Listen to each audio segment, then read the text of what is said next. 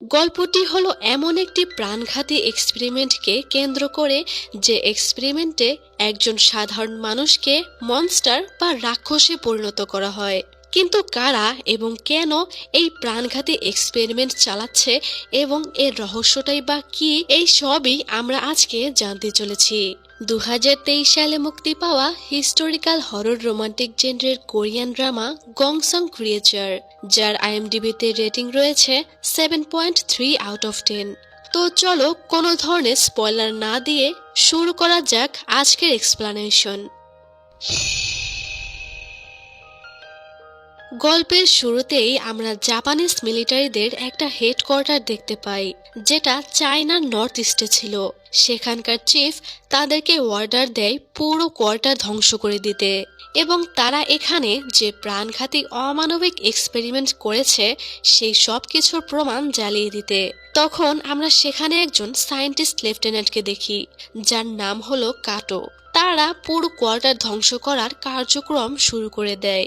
আমরা সেখানে শত শত মানুষের লাশের ভার দেখতে পাই, যাদের ওপর এক্সপেরিমেন্ট করার ফলে মৃত্যু হয়েছিল। তাদেরকে জ্বালিয়ে দেওয়ার জন্য একত্রিত করা হচ্ছিল, এবং যেসব জীবিত বন্দি মানুষদের ওপর রিসার্চ করার কথা ছিল তাদেরকে নৃশংসভাবে মেরে ফেলা হয়। লেফটেন্যান্ট কাটোর হাতের কাচের জারে আমরা ছোট্ট একটা প্রাণীকে দেখতে পাই, যার নাম হলো নাজিন। তারা সবগুলো বিল্ডিং জ্বালিয়ে দেয় এবং কোয়ার্টার ধ্বংস করে কোরিয়ার গংসং, অর্থাৎ বর্তমানের সিওলের একটি কোয়ার্টারে চলে যায়। তৎকালীন সময়ে সিওল শহরের নাম ছিল গংসং। সময়টা ছিল 1945 সালের মার্চ মাস, যে সময়টায় জাপানের সাথে আমেরিকার যুদ্ধ চলছিল, যেটাকে দ্বিতীয় বিশ্বযুদ্ধ বলা হয়।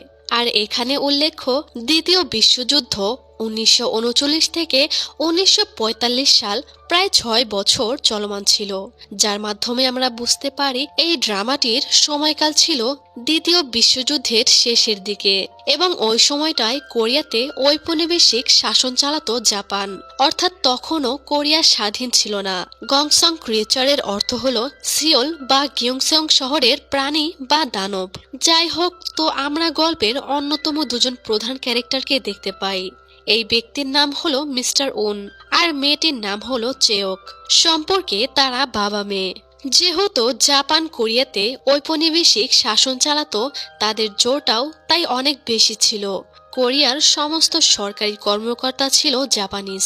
তারা সাধারণ কোরিয়ানদের জাপানের হয়ে আমেরিকার সাথে যুদ্ধ করার জন্য জোর করে যুদ্ধে পাঠাতো, আর কোরিয়ানদের তাদের নিজেদের দেশেই ভয় আর আতঙ্ক নিয়ে বাঁচতে হতো, অনেকটা 71-এর আগের বাংলাদেশ আর পাকিস্তানের মতো। যাই হোক, এরপর আমরা গল্পের মেল লিড ক্যারেক্টারকে দেখি, যার নাম হলো তেসাং। জাপানিজ পুলিশ কমিশনার ইশিওকা সাংকে ধরে নিয়ে এসেছিল, কারণ ইশিওকার মনে হয়েছে যে তার ওয়াইফের সাথে সাংয়ের সম্পর্ক আছে, এবং তারা দুজনে মিলে তার প্রেমিকাকে গায়েব করে দিয়েছে। অর্থাৎ পুলিশ কমিশনার ইশিওকার প্রেমিকা মিয়ংজাকে কোথাও খুঁজে পাওয়া যাচ্ছিল না। তার ধারণা সাং তার ওয়াইফের সাথে মিলে তার প্রেমিকাকে কোথাও লুকিয়ে রেখেছে। সে সাং এর ওপর অনেক নির্যাতন করলেও সাং বলে সে এইসব ব্যাপারে কিছুই জানে না। আর এখানে উল্লেখ্য, সাং একজন কোরিয়ান ছিল। তখন আমরা সাং এর ব্যাক হিস্ট্রি দেখি। সাং হলো শহরের সবচেয়ে বড় পাউন্ড শপ, অর্থাৎ বন্ধকি দোকানের মালিক। তার শপের নাম হলো হাউস অফ গোল্ডেন ট্রিজার। নাম, যশ, খ্যাতি কোনো কিছুরই অভাব ছিল না তার।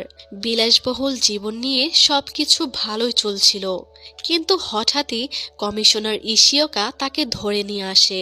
3 দিন আগে সাং তার ওয়াইফ মাইদার সাথে কেন দেখা করেছিল জানতে চাইলে সাং বলে সে তাকে একটি পেইন্টেড গ্লাস দিতে গিয়েছিল।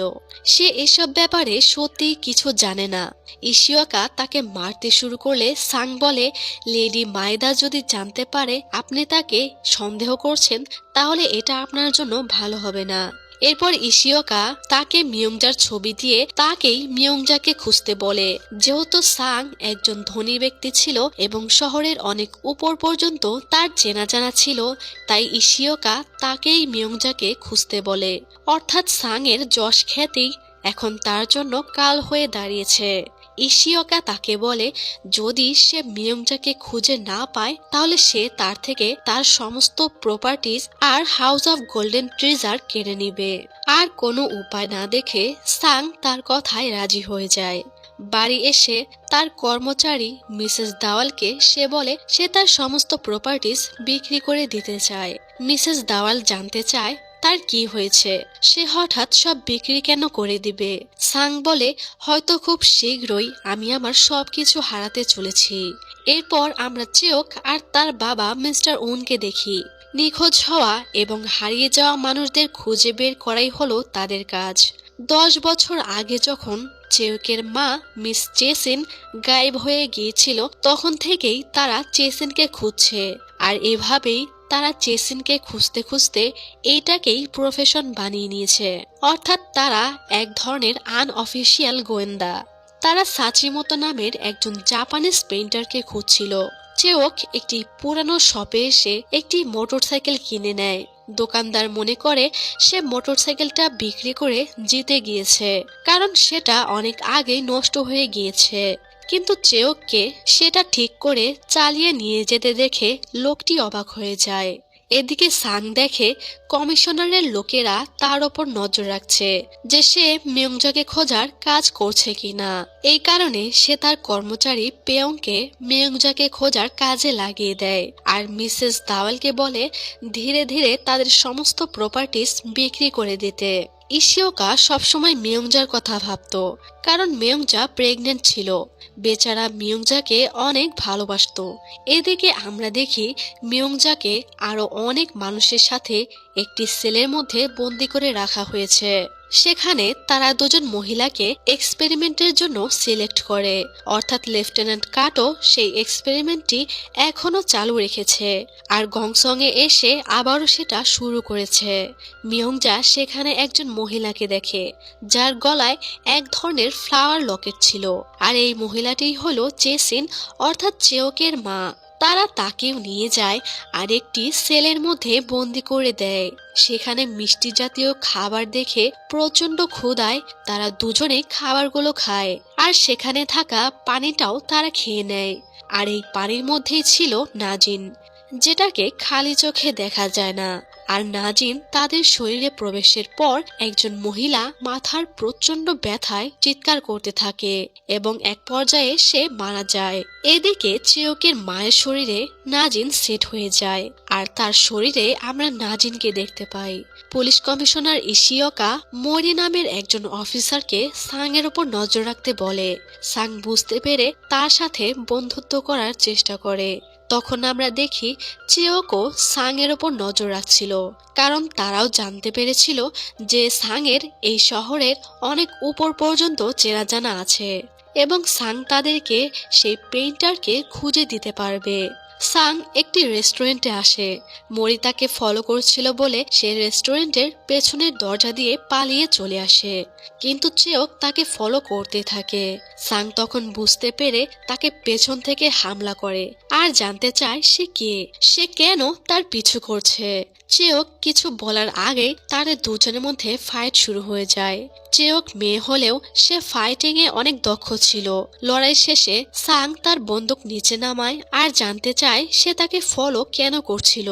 চেওক বলে সে গত 10 বছর হলো তার মাকে খুঁজে বেড়াচ্ছে আর তার মাকে খোঁজার জন্য সাচিমোতো নামের একজন জাপানিজ পেইন্টারের খোঁজ দরকার। সাং বলে তার মা হয়তো ওই পেইন্টারের সাথেই পালিয়ে গিয়েছে। এই শুনে চেওক তাকে থাপ্পড় মেরে সেখান থেকে চলে যায়, কিন্তু সাংয়ের মেয়েটির এমন অ্যাটিটিউড দেখে ভালো লেগে যায়। সাং মিয়ংজার খোঁজ নিতে তার বন্ধু জুনের সাথে দেখা করতে আসে। জুন হলো একটি গোপন সংগঠনের সদস্য, যে সংগঠন কোরিয়ার স্বাধীনতার জন্য গোপনে কাজ করত। জুন সাংকে দেশের হয়ে কাজ করতে বলে এবং তার সম্পত্তি দেশের মানুষের কল্যাণে বিনিয়োগ করতে বলে, কিন্তু সাংয়ের এসবে একদমই ইন্টারেস্ট নেই। সে বলে আমি আমার মায়ের দেখানো পথেই চলছি, আমি অনেক কষ্টে এত দূর পর্যন্ত এসেছি, যাই হোক, বাড়িতে আসলে সে দেখে মিসেস দাওয়াল দুজন গোয়েন্দার খবর পেয়ে তাদেরকে নিয়ে এসেছে। আর এই গোয়েন্দাই হলো চেওক এবং তার বাবা। চেওক তখন সাংকে এখানে দেখে তার সাথে কাজ করতে চায় না। তখন সাং বলে সে তাদেরকে সাচিমোতোকে খুঁজতে সাহায্য করবে, আর এজন্য তারা মিয়ংটাকেও খোঁজার কাজটা নিয়ে নেয়। এরপর আমরা সাচিমোতো নামের সেই জাপানিজ পেইন্টারকে দেখতে পাই। কয়েক মাস আগে সে উনসং নামক একটি হসপিটালে এসেছিল। উনসং হসপিটালের পাশে ছিল জাপানিজ মিলিটারিদের হেডকোয়ার্টার। তো ডক্টর ইচিরো তাদের সব এক্সপেরিমেন্টের রেকর্ড পেইন্টিং করার জন্য তাকে কাজে নিয়োগ দেয়। ডক্টর ইচিরো নৃশংসভাবে জীবন্ত একজন মানুষের পেট কাটলে এটা দেখে সাচিমোতোর বমি চলে আসে। সে একটি রুমে বসে কান্না করছিল, আর তখনই সে চেসিন মানে চেওকের মাকে দেখেছিল। সাচিমোতোর টাকার দরকার ছিল, আর এই কারণেই সে কাজটা নিতে বাধ্য হয়। তবে সে এই কাজে একদমই খুশি ছিল না। সে সবসময় ডিপ্রেশনে থাকতো। সিন বর্তমানে আসলে তাকে চেসিনের ছবি আঁকতে বলা হয়। তখন তার চোখের সামনে ভয়ঙ্কর একটি প্রাণীকে দেখে সে ভয়ে আঁতকে ওঠে। সে জানে না যে এটাই আসলে চেসিন। এদিকে চেওক লুকিয়ে কমিশনার ইশিওকার বাড়িতে যায় এবং লেডি মাইদার ওপর নজর রাখে। চেওক এটা বের করে ফেলে যে মিয়ংজাকে শেষবার লেডি মায়দার বাড়িতেই দেখা গিয়েছিল এবং সেখান থেকে লেডি মায়দা তাকে উনসং হসপিটালে পাঠিয়ে দিয়েছিল। তারা সবাই এটা বুঝতে পারে না যে মিয়ংজাকে কেন উনসং হসপিটালে পাঠানো হয়েছে। তখন সাংয়ের অ্যাসিস্ট্যান্ট পেয়ং বলে এটা কোনোভাবেই সম্ভব নয়। উনসং হসপিটালে শুধুমাত্র জাপানিজ মিলিটারি আর জাপানের সরকারি কর্মকর্তারাই যেতে পারে। সেখানে কোনো সাধারণ কোরিয়ানদের প্রবেশ নিষেধ। ওখানকার সিকিউরিটিও অনেক টাইট। মিয়ংজাকে কেন সেখানে পাঠানো হবে?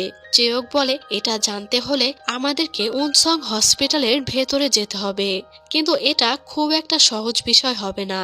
ওই হসপিটালে নিশ্চয় কোনো কিছু চলছে।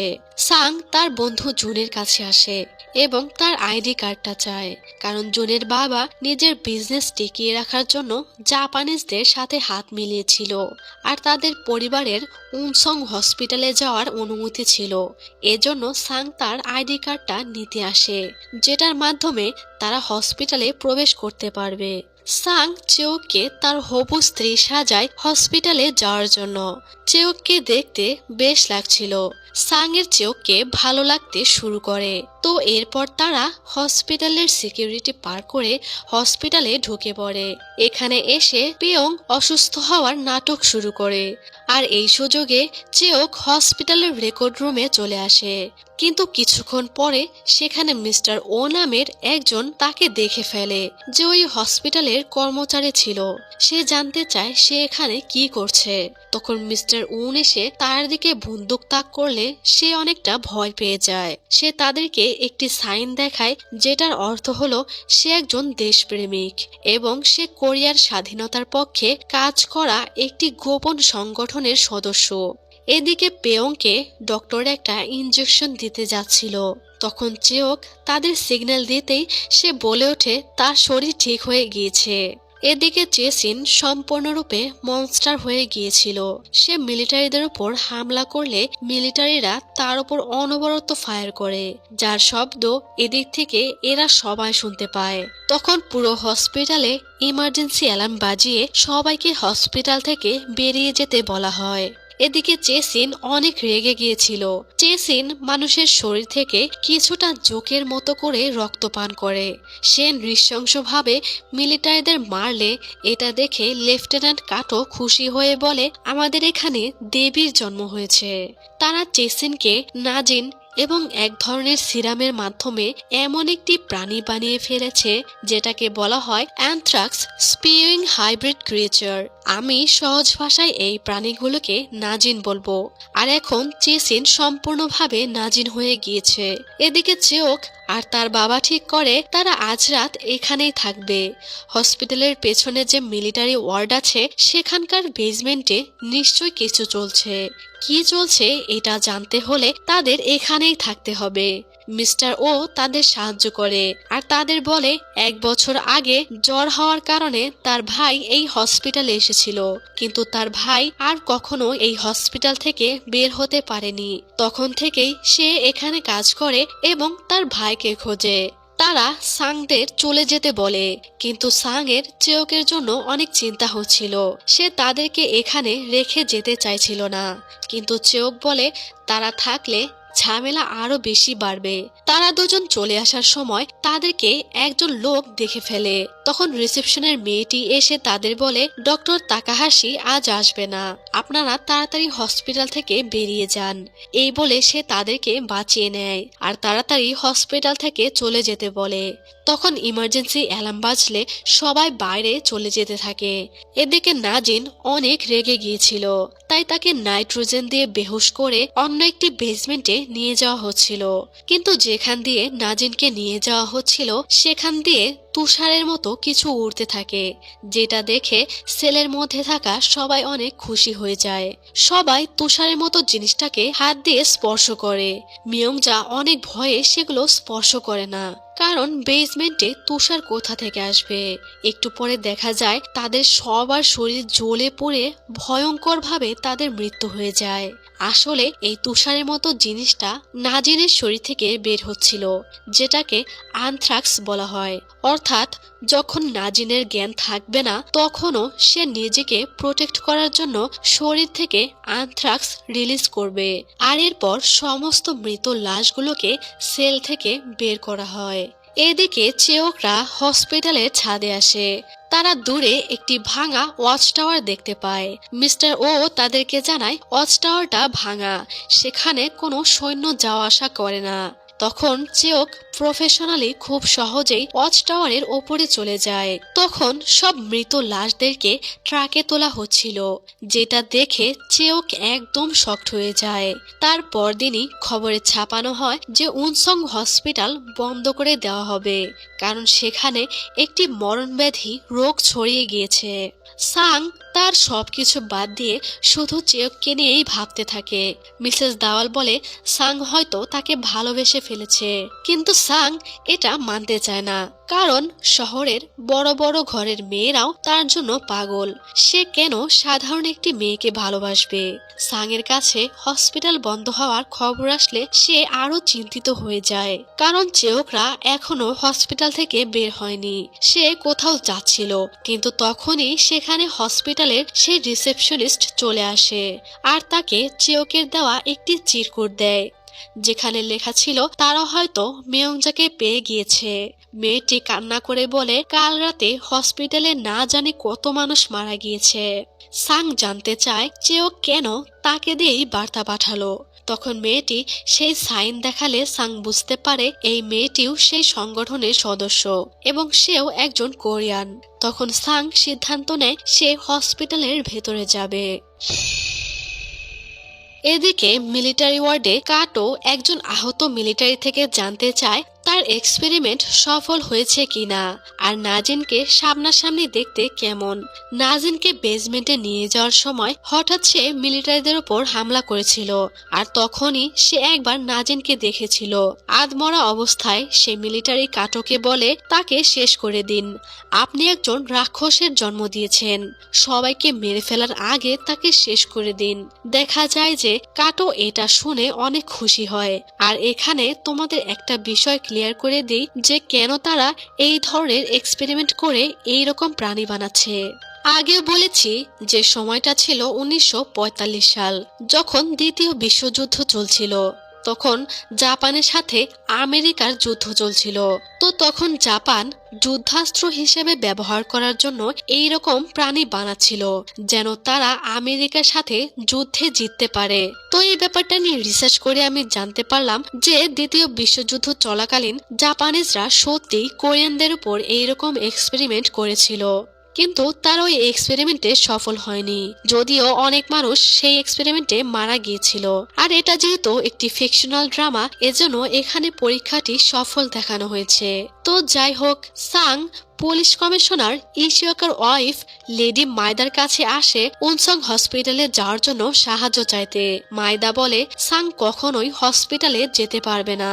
যদি সে হসপিটালে ঢুকে পড়ে তাহলে আর সেখান থেকে বের হতে পারবে না। তাই সে সাংকে এইসব থেকে দূরে থাকতে বলে। সাং এসে পেয়ংকে বলে উনসং হসপিটালের ব্লু প্রিন্ট কালেক্ট করতে। আজ রাতেই সে হসপিটালে যাবে। এদিকে চেওক একটি রুমে লুকিয়েছিল এবং সেখানে আমরা ইয়ং নামের একজন মিলিটারিকেও দেখতে পাই। তার বাবা লুকিয়ে বাইরে থেকে এসে ইয়ংকে দেখে গুলি চালাতে যায়, কিন্তু ছেলেটি বলে সে একজন কোরিয়ান। সে বলে সে মেডিকেল স্টুডেন্ট ছিল।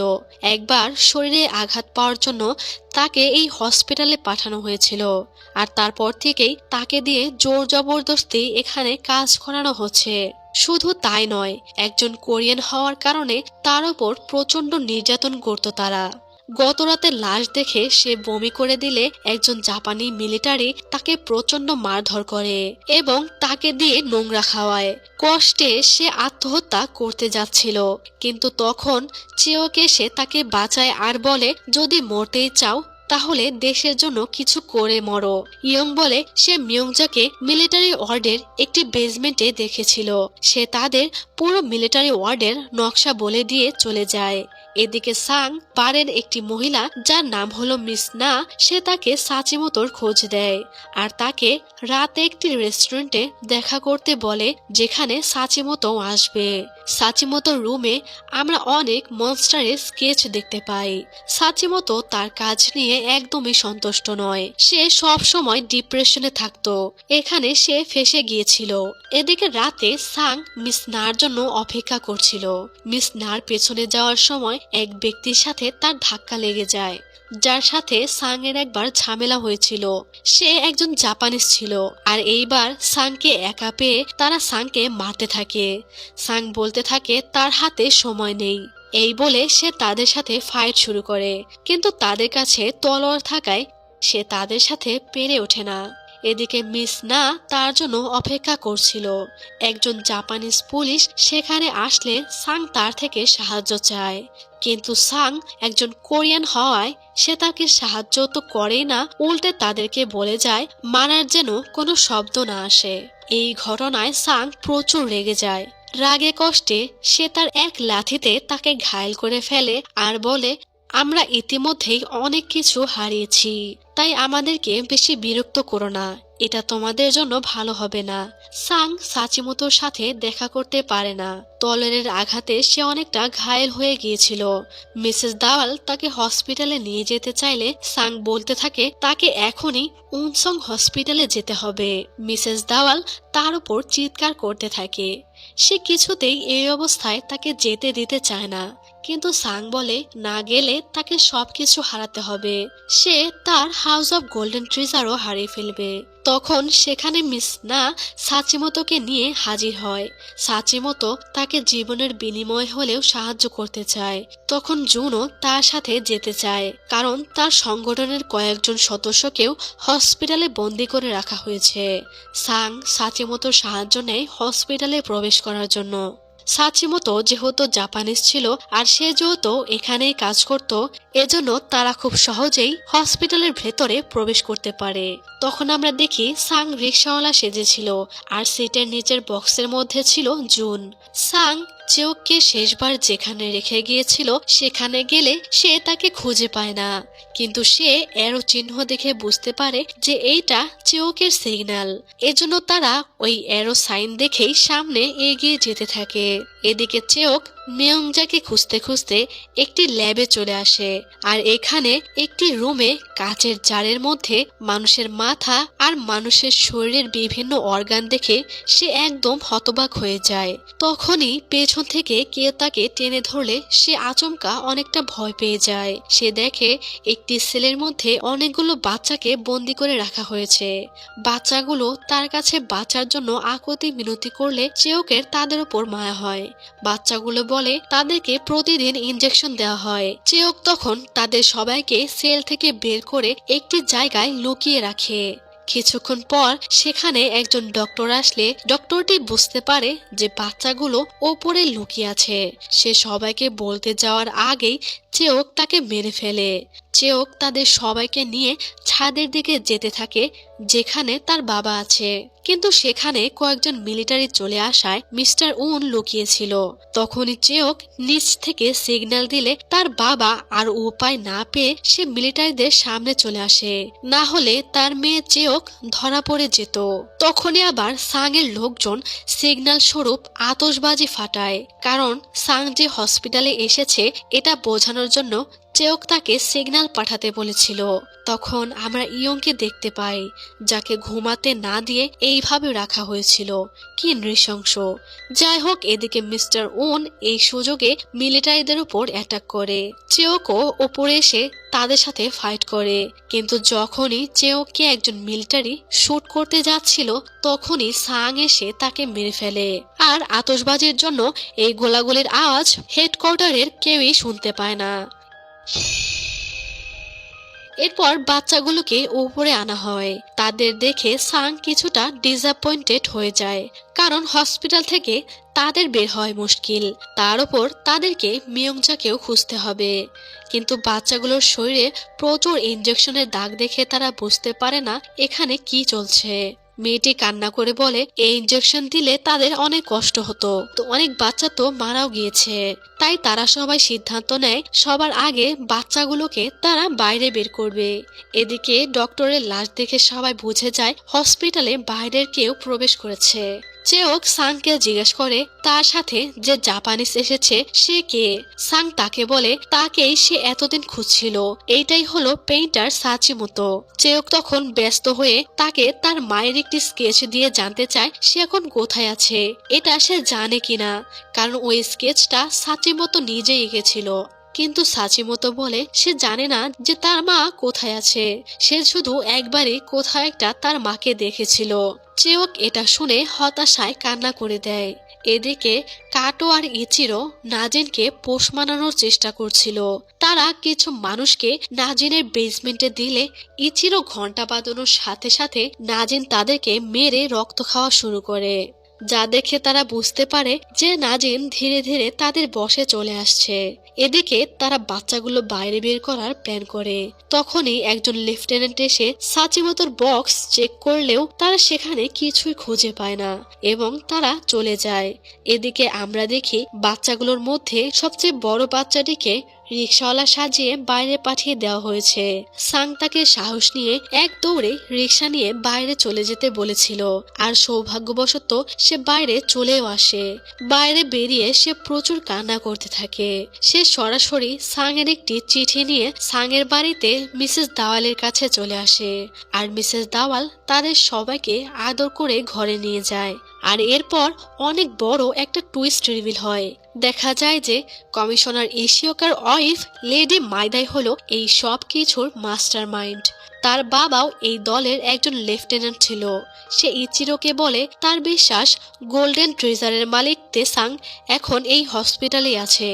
মাইদা ইচিরোকে অর্ডার দেয় মিয়ংজার বাচ্চা না হওয়া পর্যন্ত যেন তার কোনো ক্ষতি না হয়। মিস্টার ও তাদেরকে বলে তার ভাইকে পেলে যেন তারা তাকে বাঁচানোর চেষ্টা করে। তার ভাইয়ের গলার নিচে একটি কালো দাগ রয়েছে, এটা বলে তারা দুজনে চলে যায়। আর তারা চারজন মিলে বেসমেন্টের দিকে যেতে শুরু করে।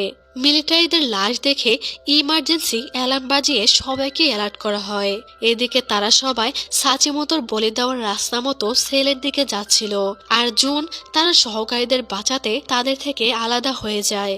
আর এদিকে কয়েকজন মিলিটারি ভুলবশত নাজিনের বেসমেন্টে গেলে নাজিন তাদের সবাইকে মেরে তার বেসমেন্ট থেকে বাইরে বেরিয়ে যায়। এরপর একজন মিলিটারি তাদেরকে ধরে ফেলে তাদের মধ্যে ফাইট শুরু হয়, আর সাং কোনোভাবে লোকটিকে মেরে ফেলে। আর এখান থেকে চেওকের বাবাও তাদের থেকে আলাদা হয়ে যায় অন্য বেসমেন্টে মিয়ংজাকে খুঁজতে। আর তখনই হঠাৎ সাং এর সামনে নাজিন চলে আসলে সে তাকে দেখে অনেক ভয় পেয়ে যায়। তারা বুঝতে পারে না যে এটা কি জিনিস। চেওক তাকে একের পর এক গুলি করে, কিন্তু নাজিনের শরীর থেকে সব গুলি বেরিয়ে যায়। তারা দুজন কোনোভাবে পালিয়ে একটা জায়গায় নিজেদেরকে বন্দি করে ফেলে। মিস্টার উন তখন তার মেয়েকে বাঁচাতে নাজিনের ওপর একের পর এক হামলা করে কোনোভাবে পালিয়ে যায়। এদিকে জুন তার কমরেডদের পেয়ে যায় ঠিকই, কিন্তু সেও মিলিটারিদের হাতে ধরা পড়ে যায় এবং তাকে বন্দি করে রাখা হয়।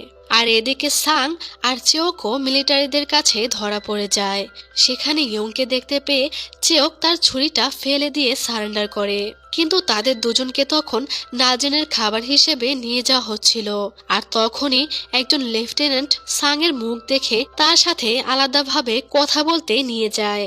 আর চেওককে আলাদা বন্দি করে তাকে প্রচুর মারধর করা হয়। ওই লেফটেন্যান্ট সাংয়ের কাছে অনেক কিছু ডিমান্ড করে। সে তার থেকে একটি বাড়ি আর একটি দোকান চায়। এসব দিলেই সে তাকে এখান থেকে জীবিত ছাড়বে। লোকটি বলে সে এর আগেও একবার তাকে বাঁচিয়েছিল, অর্থাৎ যখন তারা বাচ্চাদের বাইরে বের করছিল তখন এই লেফটেন্যান্ট তাকে দেখেও ছেড়ে দিয়েছিল। সাং তাকে বলে সে যদি চেওক আর মেউঞ্জাকে বের করতে পারে তাহলেই তার অফার সে অ্যাকসেপ্ট করবে। লেফটেন্যান্ট বলে এটা তার ক্ষমতার বাইরে। তখন সাং তাকে বলে তাহলে তার জন্য তাকে 3টা কাজ করে দিতে হবে। প্রথমত, মিসেস দাওয়ালকে তার বার্তা পাঠাতে হবে। দ্বিতীয়ত, নিচের জেলের সামনে যে গার্ডরা আছে তাদেরকে সরাতে হবে। এবং তৃতীয়ত হলো চেওক কোথায় আছে সেটা তাকে বলতে হবে। এদিকে একজন লেফটেন্যান্ট চেওককে প্রচুর মারলেও সে কিছুতেই তার মুখ খোলে না। তখন তারা তাকে সম্মানহানি করার চেষ্টা করে। আর তখনই লেফটেন্যান্ট কাটো এসে তাকে তার কেবিনে নিয়ে যায়। কাটো তার থেকে জানতে চায় সেখানে কেন এসেছে। চেওক মিথ্যা বলে যে সে তার মাকে খুঁজতে এসেছে। কাটো তখন চেওকের থেকে তার মায়ের নাম জানতে চায়। চেওক তার মায়ের নাম বললে সাথে সাথে তার জেসিনের কথা মনে পড়ে যায়। আর তখন কাটো চেওককেও নাজিন বানানোর জন্য নাজিন মেশানো পানি চেওককে পান করতে দেয়, কিন্তু চেওক সেটা পান করে না। এরপর আমরা দেখি জুনের বাবা তার ছেলেকে বাঁচানোর জন্য ডক্টর ইচিরোকে অনেক টাকার ঘুষ দেয়। আর এদিকে জুনকে পেন পেপার দিয়ে বলা হয় তার সাথে যারা যারা আছে তাদের সবার নাম লিখতে, না হলে তাকেও কেটে কুটে রিসার্চ করা হবে। জুন তখন মিস্টার ওর ভাইয়ের কাটা মাথা দেখতে পায়, যার গলায় কালো দাগ ছিল। এই দেখে তার বমি চলে আসে। আর এরপর সাং জেল থেকে বাইরে বের হয়, যেটা দেখে সবাই তাদেরকে বাঁচাতে বলতে থাকে।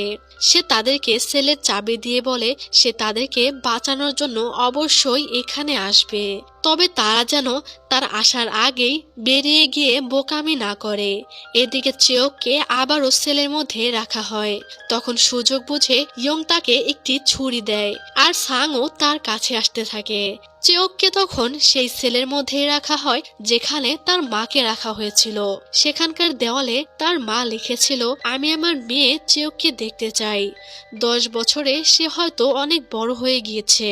এই লেখা দেখে চেওক বুঝতে পারে এটা তার মাই লিখেছে। এটা দেখে সে প্রচন্ড কান্না করতে থাকে। আর তখন সেখানে সাংও তার কাছে চলে আসে। চেওক বলে তার মা এখনো এই হসপিটালে আছে, সে তাকে খুঁজে বের করবে।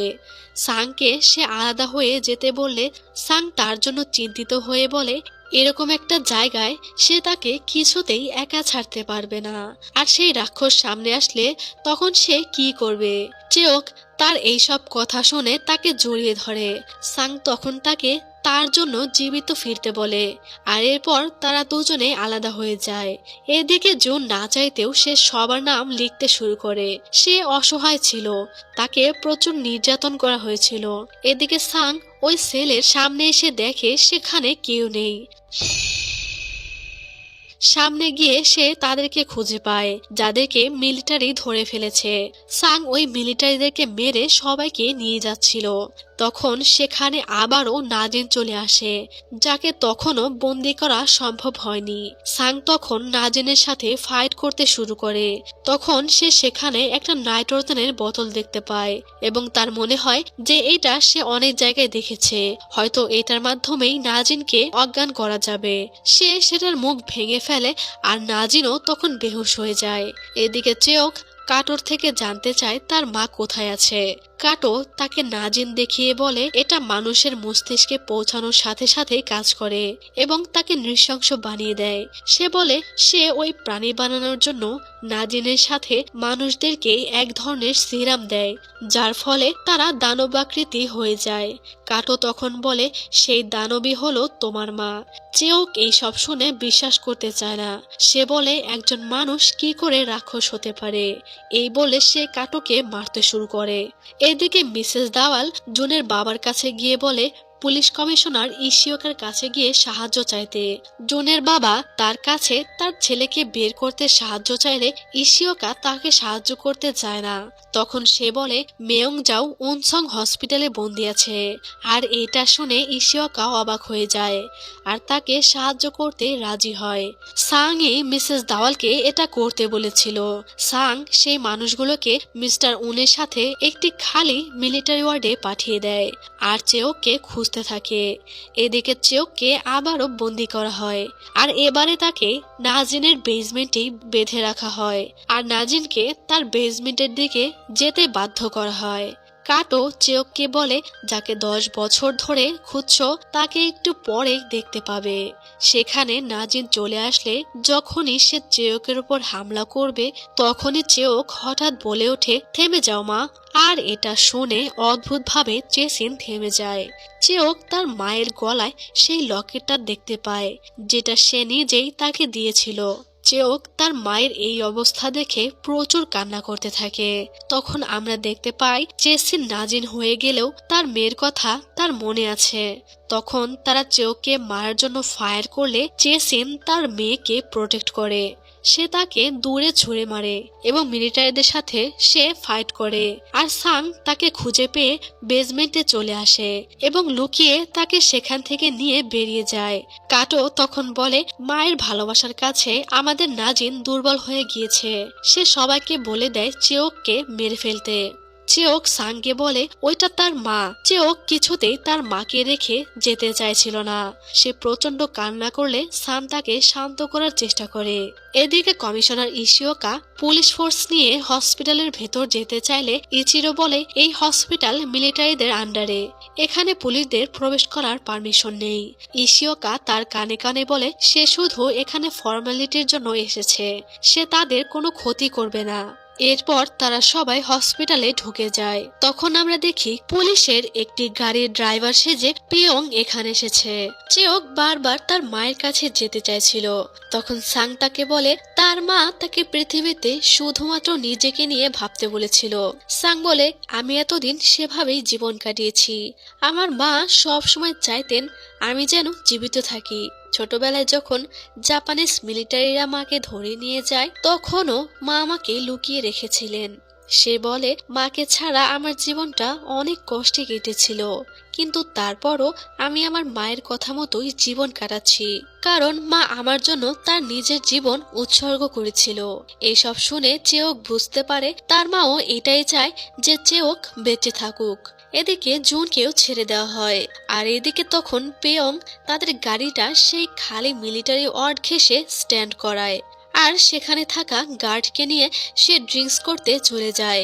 এই সব কিছু হলো সাং এর প্ল্যান। এরপর সাং, চেওক আর ইয়ংও সেখানে চলে আসে আর ওই লেফটেন্যান্টও মেয়ংজাকে নিয়ে সেখানে চলে আসে। অর্থাৎ সবাই এখন একজোট হয়ে গেছে। সাং সবাইকে বলে তাদের হাতে মাত্র 10 মিনিট সময় আছে আর এর মধ্যেই তাদেরকে ট্রাকের মধ্যে চড়তে হবে। আর এরপর তারা একটি রশি বানিয়ে একে একে সবাই নিচে নামতে থাকে। সবাই নেমে যাওয়ার পর চেওক, সাং আর ইয়ং ওপরে থাকে আর তখনই সেখানে একজন মিলিটারি আসলে ইয়ং তাকে ফায়ার করে দেয়, যার শব্দে সবাই এই দিকে আসতে থাকে। সাং চেওককে তাড়াতাড়ি নেমে যেতে বলেও সে যায় না এবং তারা একটি প্রোটেক্ট ফিল্ড বানিয়ে তারা মিলিটারিদের সাথে লড়াই করতে থাকে। আর এখানে ইয়ং এর গুলি লাগলে সে মারা যেতে থাকে। চেওক তার জন্য প্রচুর কান্না করতে থাকে, কারণ সে তাকে কথা দিয়েছিল যে তাকে এখান থেকে মুক্ত করে নিয়ে যাবে। সাং তাকে শান্ত করে বলে তারা বাইরে গিয়ে জাপানিজদের সাথে নতুন করে লড়াই শুরু করবে। এরপর চেওকো নিচে নেমে যায়, কিন্তু সাং আর নিচে নামে না। সে রশিটা ফেলে দেয়, কারণ ট্রাক না ছাড়া পর্যন্ত তাকে মিলিটারিদের সাথে লড়াই করে তাদেরকে ব্যস্ত রাখতে হবে। চেওক উপরে যেতে চাইলেও তার কাছে কোনো উপায় থাকে না, কারণ সবার জীবন এখন তাদের হাতে।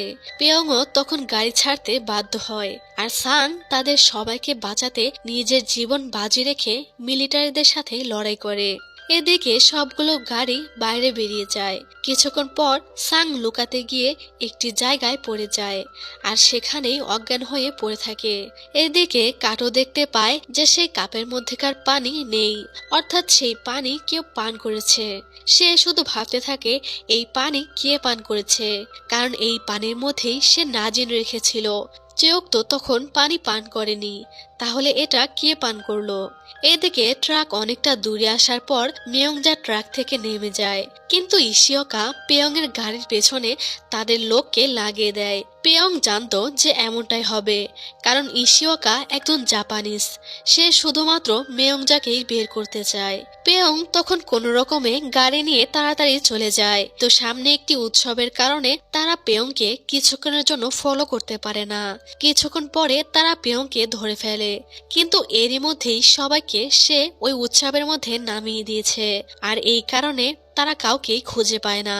যার কারণে তারা পেয়ংকে গ্রেফতার করে নিয়ে যায় এবং সমস্ত সাধারণ মানুষদের ওপর লাঠিচার্জ করা হয়।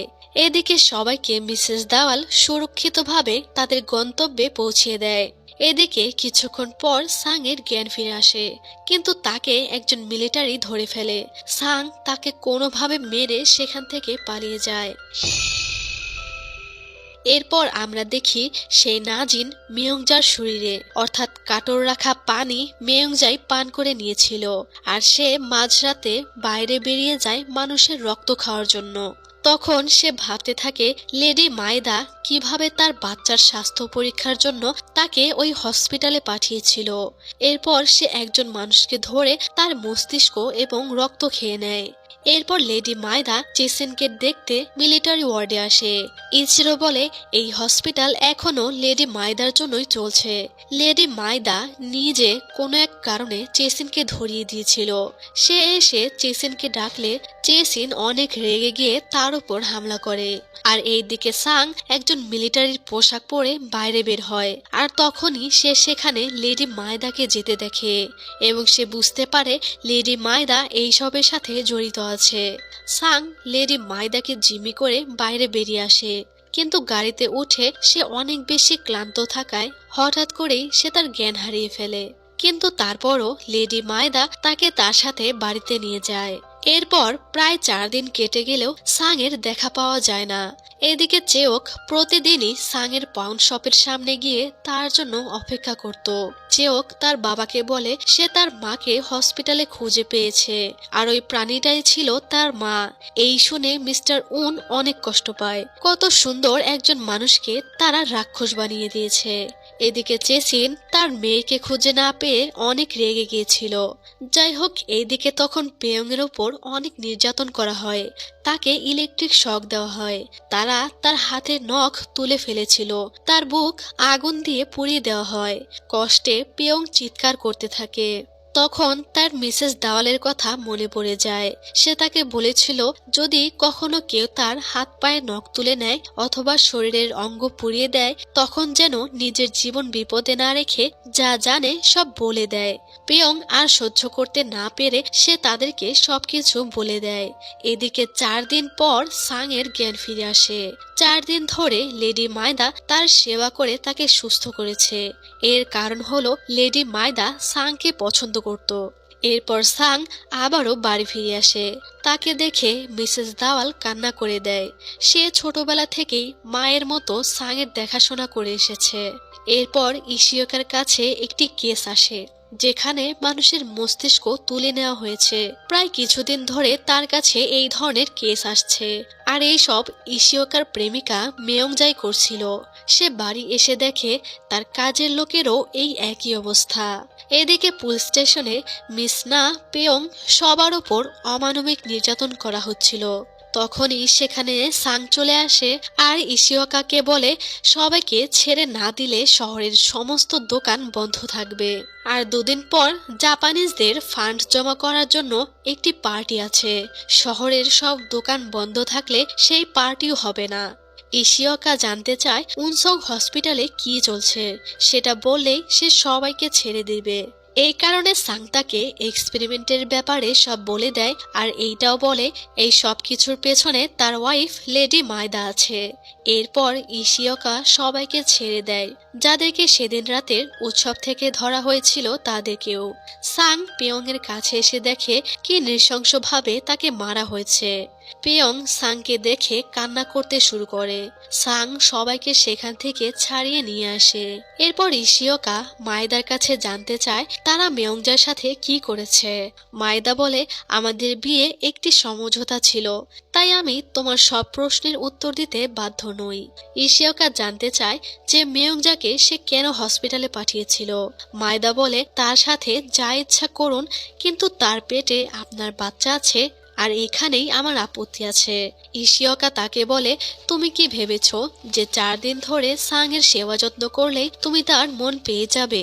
সাং অন্য একটি মেয়েকে পছন্দ করে যে তোমার থেকেও বেশি সুন্দরী আর যুবতী। তার সেবা করে তাকে সুস্থ করে তোমার কোনোই লাভ হবে না। এরপর মিসেস দাওয়াল সাংকে চেওকের কাছে যেতে বলে, কারণ চেওক তার জন্য অধীর আগ্রহে অপেক্ষা করছিল। রাতে চেওক বাইরে খাবার কিনতে গেলে সে সাংকে দেখে জড়িয়ে ধরে। তারা দুজনেই অনেকটা ইমোশনাল হয়ে যায়। এরপর তারা খাবার কিনছিল, আর সেই পুলিশ ইন্সপেক্টর মরি সাং এর উপর তখনও নজর রাখছিল।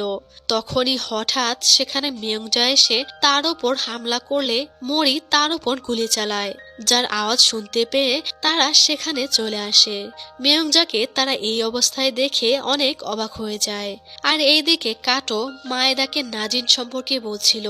সে বলে, নাজিন কারো মস্তিষ্কে পৌঁছে গেলে সে শুধু মানুষকে শিকার করবে, তবে তাদের শরীরের কোনো পরিবর্তন হবে না, আর এদেরকে বলা হয় হাফ নাজিন।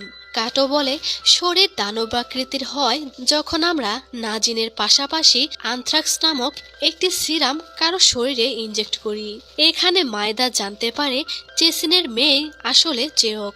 মেয়ংজা সাং আর চেওকের ওপর হামলা করে দেয়, কিন্তু তারা কোনোভাবে তার আক্রমণের প্রতিরক্ষা করে।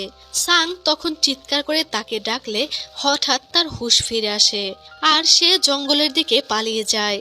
মরি পুলিশ স্টেশনে খবর পাঠিয়ে দিলে সমস্ত পুলিশ মেয়ংজাকে ধরার চেষ্টা করে। সাং আর চেওক তখন মেয়ংজাকে বাঁচানোর জন্য তাকে ধরার চেষ্টা করে, কিন্তু মেয়ংজা পুলিশদের কাছে ধরা পড়ে যায়। আর ইশিওকার তখন তাকে বাঁচানোর আর কোনো উপায় থাকে না, আর তাকে আবারও উনসং হসপিটালে পাঠিয়ে দিতে চায়। এটা শুনে মেয়ংজা রেগে ইশিওকার ওপরেই হামলা করে দেয়, আর এতে ইশিওকার অবস্থা খারাপ হয়ে যায়। তখন সব পুলিশরা মেয়ংজাকে বন্দি করে তাকে আবারও উনসং হসপিটালে পাঠিয়ে দেয়। এরপর চেওক বাড়ি ফিরে দেখে তার বাবা বাড়িতে নেই। সে তার জন্য একটি চিরকুট রেখে গিয়েছে, যেখানে সে লিখেছে সে হসপিটালে তার স্ত্রীর কাছে চলে যাচ্ছে। তখন সাং চেওকে তার সাথে বাড়িতে নিয়ে আসে। চেওক কি করবে কিছুই বুঝতে পারে না। সাং তাকে তার স্টোরে নিয়ে আসে আর একটি ব্রেসলেট গিফট করে। সাং তাকে কথা দেয় যে সে সবকিছু ঠিক করে দিবে, আর এরপর সে তাকে কিস করে। সাং জুনের সাথে দেখা করতে গেলে আমরা দেখি চেওকের হাতে একটি বন্দুক, যেটা সে কিছুক্ষণ আগে সাংয়ের স্টোর থেকে চুরি করে নিয়েছে। অর্থাৎ সে তার বাবাকে বাঁচাতে আবারও উনসং হসপিটালে যাবে। এদিকে মিস্টার উনকে হসপিটালের ভেতর কাটোর কাছে আনা হয়।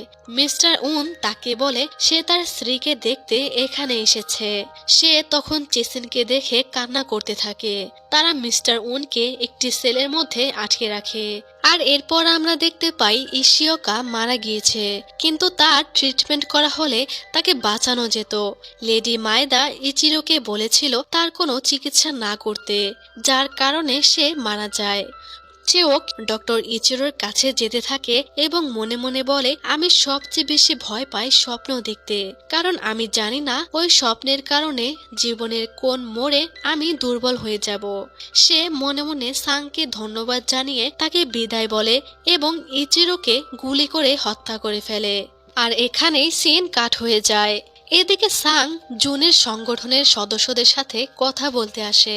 সে তাদের থেকে ডায়নামিট অর্থাৎ বোমা সংগ্রহ করতে যায়, কারণ সে উনসং হসপিটাল চিরতরে বন্ধ করে দিতে চায়। তখন মিস না এসে তাকে খবর দেয় যে চেওক ইচিরোকে মেরে ফেলেছে।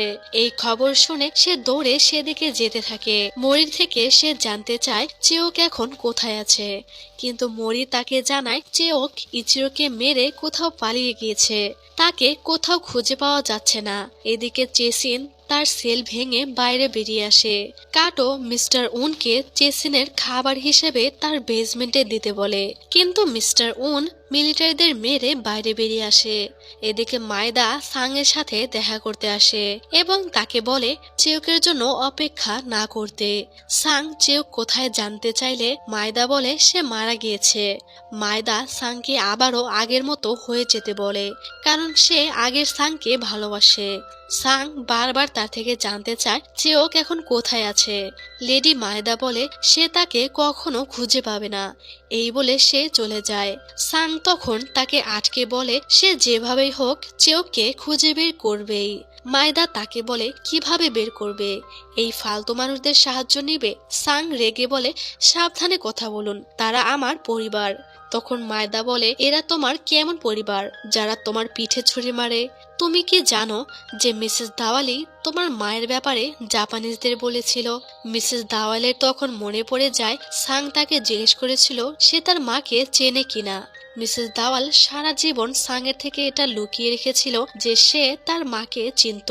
মায়দা বলে তোমার এই লোক যাকে কয়েক ঘাত দেওয়াতেই সে তোমাদের ব্যাপারে সবকিছু পুলিশকে বলে দিয়েছিল, আর তোমার বন্ধু জুন সে একদিন জেলে থেকেই সবার নাম লিখে দিয়েছিল।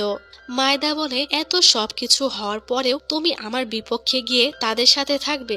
সাং বলে যদি দুনিয়া নিষ্ঠুর না হতো তাহলে তারা কখনো আমাকে ধোকা দিত না, যদি তাদের হাত পায়ে নখ তুলে ফেলা না হতো, যদি তাদের শরীর জ্বালিয়ে না দেওয়া হতো, তাহলে তারা কখনো আমাকে ধোকা দিত না। তারা শুধু নিজেদেরকে বাঁচানোর চেষ্টা করেছে, আর তাই আমি তাদেরকে ধোঁকাবাজ মনে করি না। তারা এখনো আমার পরিবার। এইসব শুনে মিস দাওয়াল আর পেয়ং অনেকটা ইমোশনাল হয়ে যায়। মায়দা তার এইসব কথা শুনে রেগে তখন চলে যায়। মিসেস দাওয়াল সাংকে জিজ্ঞেস করে তুমি কবে থেকে জানো যে আমি তোমার মায়ের নাম জাপানিজদের বলে দিয়েছিলাম? সাং বলে মা চলে যাওয়ার পর থেকেই আমি এটা জানতাম। আমার মনে হয়েছিল আপনার এতে কোনো দোষ নেই, আর এই জন্যই আমি এখনো আপনার সাথেই আছি। মিসেস দাওয়াল এটা শুনে কান্না করে ফেলে। সাং তখন চেওকের কথা ভেবে কান্না করতে থাকে। এদিকে আমরা দেখি লেডি মায়দা চেওককে বেঁধে রেখেছে, আর এরপর তাকে উনসং হসপিটালে নিয়ে আসা হয়। আর সাংয়ের কাছেও এই খবরটি চলে আসে যে চেওককে উনসং হসপিটালে নিয়ে যাওয়া হয়েছে। সাং মিসেস দাওয়ালকে তার সব বিক্রি করে দিতে বলে সে বোমা নিয়ে উনসং হসপিটালের উদ্দেশ্যে বের হয়ে যায়। এদিকে কাটো বলে দেখা যাক তোমার মা তোমার আর তোমার বাবার মধ্যে কাকে আগে খেয়ে তার ক্ষুধা মিটায়। কাটো বলে সে বিজ্ঞানে সফলতা অর্জন করেছে, সে মহান। এই শুনে চেওক বলে নিজেকে যতই মহান মনে করিস না কেন, তোরা হলেই সেই সব কুকুর যারা অকারণেই মানুষকে কামড়ে দেয়। কাটো এটা শুনে তাকে একটি থাপ্পড় মারে, আর তখনই চেসিন ফিল্টার শেলটা ভেঙে উপরে চলে আসে। কাটো তখন চেওককে জিম্মি করে সেখান থেকে পালিয়ে যায়। আর এদিকে সাংও সুযোগ বুঝে হসপিটালে ঢুকে পড়ে। সে বোম লাগানোর সময় হঠাৎ তার মিস্টার উনের সাথে দেখা হয়ে যায়। সাং তাকে জানায় যে চেওক এখানেই আছে। সাং তাকে আর চেওককে এখান থেকে বের হওয়ার প্ল্যান বলে দেয়, কিন্তু মিস্টার উন তাকে বলে চেওককে নিয়ে এখান থেকে বেরিয়ে যেতে, কারণ তাদের পুরো জীবনটা পড়ে আছে আর সে তার শেষ সময়টায় তার স্ত্রীর সাথেই থাকতে চায়। এদিকে চেসিন চেওকের জন্য পাগল হয়ে গিয়েছিল। চেওককে ধরে নিয়ে যাওয়ার সময় সাং সবাইকে মেরে তাকে বাঁচিয়ে নেয়। পরিস্থিতি ভয়াবহ দেখে কাটো, নাজিন আর সিরাম নিয়ে সেখান থেকে পালিয়ে যেতে শুরু করে, কিন্তু তখনই সে একটি সেলের মধ্যে মিয়ংজাকে দেখতে পায়, যার প্রসব বেদনা উঠেছে আর মিয়ংজা তার থেকে সাহায্যের জন্য মিনতি করছিল। এদিকে মিস্টার উন চেসিনকে একটি গান গেয়ে ডাকতে থাকে, যে গানটা সে আগে তাকে প্রায় শোনাতো। চেসিন সেখানে চলে আসলে সে চেসিনকে দেখে প্রচুর কান্না করতে থাকে, আর তখনই সমস্ত বোমা ব্লাস্ট হলে প্রায় পুরো হসপিটাল ধ্বংস হয়ে যায়। চেওক তখন তার বাবার জন্য প্রচন্ড কান্না করতে থাকে, কারণ এই ব্লাস্টের কারণে তার বাবা আর বেঁচে নেই। ফায়ার সার্ভিস এসে সেখানকার আগুন নেভাতে থাকে। তারা চেসিনকে খুঁজলে কোথাও তাকে খুঁজে পায় না। তখন আমরা সেখানকার একটি দেওয়ালের গর্ত দেখে বুঝতে পারি যে চেসিন দেওয়াল ভেঙে বাইরে বেরিয়ে গেছে। পুরো শহরে খবর ছড়িয়ে যায় যে উনসং হসপিটালে বোমা ব্লাস্ট হয়েছে। এদিকে সাং আর চেওক সাচিমোতোর সাহায্যে সেখান থেকে বাইরে বেরিয়ে আসতে সক্ষম হয়, আর তখন চেসিন ছাদের ওপর থেকে তাদেরকে যেতে দেখে সেও চেওকের পিছু পিছু আসতে থাকে। এইদিকে মিসেস দাওয়েল সমস্ত টাকা পয়সা কাজের ছেলে থমালের কাছে পাঠিয়ে দেয় সাং এর কাছে পৌঁছে দেওয়ার জন্য, কারণ সাং আজকে চায়না পালিয়ে যাওয়ার প্ল্যান করেছে। সাং চেওককে তার সাথে চায়না যেতে বলে, কিন্তু চেওক বলে তার জীবনের কোনো ভরসা নেই, সে যেখানে যাবে পুলিশ তাকে খুঁজে বের করবেই। সাং বলে তার জীবনটা সে তার বাবার জীবনের বদলে পেয়েছে, আর তাই সে এখন জীবনের বিনিময়ে হলেও চেওককে বাঁচাবে। এদিকে থমালকে পুলিশ ফলো করছিল। সে তখন একটি জায়গায় লুকিয়ে যায় এবং কোনোভাবে সমস্ত টাকা পয়সা নিয়ে সাং এর কাছে চলে আসে। তারা সেখানে চায়নার জাহাজের জন্য অপেক্ষা করছিল, কিন্তু তখনই সেখানে লেডি মায়দা তার দলবল নিয়ে হাজির হয়। মায়দা সাংকে বলে, আমি এক সময় তোমাকে বন্ধু ভেবেছিলাম, কিন্তু হয়তো আজকে আমি আবারও একজন বন্ধু হারিয়ে ফেলবো। তোমার আগে যাকে আমি বন্ধু ভাবতাম সে এই মেয়েটির মায়ের জন্য আমার থেকে দূরে চলে গিয়েছিল। আর এখানেই আমরা জানতে পারি যে লেডি মায়দা এক সময় চেওকের বাবাকে পছন্দ করত, আর এখন চেওকের ভালোবাসাকে নিয়ে সে টানাটানি করছে, আর এই কারণেই সে চেসিনকে ধরিয়ে দিয়েছিল। তো লেডি মায়দা তার লোকদের বলে দেয় তাদের দুজনকেই মেরে ফেলতে। এই বলে সে চলে যায়। তারা সবাই তাদের ওপর অ্যাটাক করলে তারা দুজনে মিলে তাদের সাথে প্রতিরক্ষা করার চেষ্টা করে, কিন্তু এতগুলো মানুষের সাথে তারা কোনোভাবেই পেরে উঠছিল না। আর তখনই আমরা দেখি সেখানে চেসিন আসছে। তারা দুজন যখন আহত হয়ে হেরে যায় তখনই চেসিন এসে তাদের সবাইকে মারতে শুরু করে। তাদের সাথে লড়াই করার একটা পর্যায়ে চেসিনের একটা হাত কেটে পড়ে যায়। এই সুযোগে সাং চেওককে নিয়ে সেখান থেকে পালিয়ে যেতে শুরু করে, কিন্তু চেওক অনেকটা ঘায়েল হয়ে গিয়েছিল। চেসিনকে তাদের দিকে আসতে দেখে সাং তাকে তোলার চেষ্টা করে, আর তখনই চেসিন সাংকে আঘাত করলে চেওক সাংকে সরিয়ে নিজে তার মায়ের আঘাতে আহত হয়ে যায়। চেসিন এতে একদম শান্ত হয়ে যায়, কারণ সে ভুলবশত তার নিজের মেয়েকেই আঘাত করে ফেলেছে। চেওক অনেক কষ্টে তাকে থেমে যেতে বলে, আর বলে, এই ব্যক্তিকে আমি অনেক ভালোবাসি মা, তুমি প্লিজ এইসব বন্ধ করো। চেসিন তার সুরগুলো চেওকের শরীর থেকে বের করলে সে পড়ে যায়। সাং তার জন্য প্রচুর কান্না করতে থাকে। সাং তাকে কথা দিয়েছিল যে সে সবকিছু ঠিক করে দিবে। সে এখন বুঝতে পারছে কেন তখন চেওক তার এই কথা শুনে কান্না করেছিল। সাং তাকে জড়িয়ে ধরে প্রচন্ড কান্না করতে থাকে, আর চেসিনও চিৎকার করে তার কষ্টের বহিঃপ্রকাশ করছিল। আর এখানেই সিন কাট হয়ে যায়। এক কালো অন্ধকার রাত গড়িয়ে সকাল হয়। একজন মিলিটারি লেফটেন্যান্ট কাটোকে জীবিত খুঁজে পায়। তখন আমরা দেখি মিয়ংজা একটি ছেলে সন্তান প্রসব করে মৃত্যুবরণ করেছে, আর লেফটেন্যান্ট কাটো ফুটফুটে একটা বাচ্চাকে কোলে নিয়ে বসে আছে। বাচ্চাটার শরীরেও আমরা তখন সেই নাজিনকে দেখতে পাই, যেটা সে তার মায়ের থেকে পেয়েছে, এবং তার একটি চোখ কিছুটা হলুদ বর্ণের ছিল। লেফটেন্যান্ট কাটো তার শরীরে নাজিন দেখে খুশি হয়ে যায়। যাই হোক, এরপর প্রায় কিছুদিন কেটে যায়। কমিশনার ইশিওকার ফিউনারেল ছিল। তখন জুন লেডি মায়দাকে সাংয়ের একটি চিরকুট দেয়, যেখানে লেখা ছিল, আমি ফিরে এসেছি। লেডি মায়দা কিছু একটা বুঝতে পেরে তাড়াতাড়ি সেখান থেকে চলে যাচ্ছিল, কিন্তু তখনই সেখানে বিশাল একটা ধামাকা হয়। এরপর আমরা সাং আর জুনকে একসাথে ড্রিঙ্কস করতে দেখি। সাং আবারও আগের মতো তার জীবনযাপন করতে শুরু করে, কিন্তু এখন আর কেউ তাকে স্বার্থপর বলে না, সবাই তাকে সম্মান করে। সে তার পরিবারকে ঘরে যেতে বলে, কিন্তু সে চেউকের জন্য এখনো অপেক্ষা করছিল। সে জানতো না চেউক কোথায় আছে। একটি মোটরসাইকেলের আওয়াজ শুনে সে দৌড়ে বাইরে চলে আসে। সে জানে না যে চেউক এখন কোথায় আছে, এবং সেদিন রাতে কি হয়েছিল সেটাও আমাদের দেখানো হয় না, যেটা দ্বিতীয় সিজনে দেখানো হবে। আর এখানে একটা কথা বলে দেই, এটার দ্বিতীয় সিজনের এক্সপ্লেনেশন ভিডিও খুব শীঘ্রই চলে আসবে। তো সিজন 2 পাওয়ার জন্য আমাদের চ্যানেলটিকে অবশ্যই সাবস্ক্রাইব করে রাখতে হবে। যাই হোক, তো দীর্ঘ 6 বছর দ্বিতীয় বিশ্বযুদ্ধ চলমান থাকার পর 1945 সালের সেপ্টেম্বর মাসে শেষ হয়ে যায়, এবং জাপান আমেরিকার কাছে হার মেনে নেয়, আর কোরিয়াও স্বাধীনতা অর্জন করে। এদিকে আমরা দেখি কাটো লেডি মায়দার কাছে এসেছে, অর্থাৎ লেডি মায়দা এখনো জীবিত আছে, তবে তার চেহারা পুড়ে গিয়েছিল। কাটো তাকে বলে তারা কোরিয়া ছেড়ে জাপানে চলে যাচ্ছে, আর তখন আমরা দেখতে পাই কাটো তার সামনে এক কাপ পানি রাখে আর বলে, আপনি আবারও ভেবে দেখতে পারেন। এই বলে সে চলে যায়, যেটার অর্থ হতে পারে লেডি মায়দাও নাজিন গ্রহণ করবে, যেটা হয়তো আমাদের দ্বিতীয় সিজনে ক্লিয়ার করা হবে। এবং এই সিজনের শেষ একটি দৃশ্যে দেখতে পাই চেওক পানির মধ্যে ছিল এবং চেসিন তাকে প্রোটেক্ট করছিল। চেওক তখন ধীরে ধীরে মারা যাচ্ছিল, আর তখন আমরা দেখতে পাই চেসিনের নাজিন চেওকের মুখের মধ্যে ঢুকে যায়, আর অদ্ভুতভাবে তখন চেওক তার চোখ খুলে ফেলে। আর এই রকম অসাধারণ কয়েকটা টুইস্টের সাথে এই ড্রামার প্রথম সিজনটি শেষ হয়ে যায়।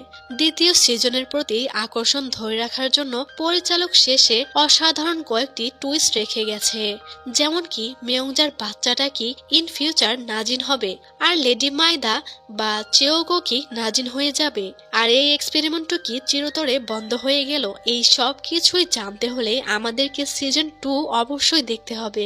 তো প্লিজ ভিডিওটি ভালো লাগলে লাইক কমেন্ট করে দিও, আর ফ্রেন্ডদেরকে ভিডিওটি শেয়ার করে দিও, এবং এমনই ইন্টারেস্টিং কোরিয়ান ড্রামার এক্সপ্লেনেশন ভিডিও পেতে আমাদের চ্যানেলটিকে অবশ্যই সাবস্ক্রাইব করতে হবে। তো আজকের মতো আমি এখানেই বিদায় নিচ্ছি। ভালো থেকো, সুস্থ থেকো, আল্লাহ হাফেজ।